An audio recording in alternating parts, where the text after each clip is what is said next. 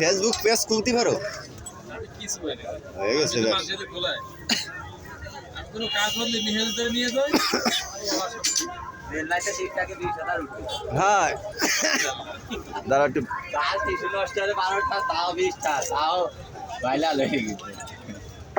মোহাম্মদ আলী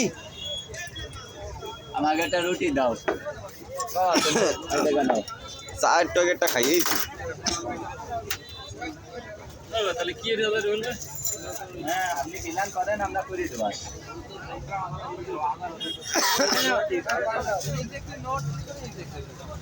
একটা বাইরে একটা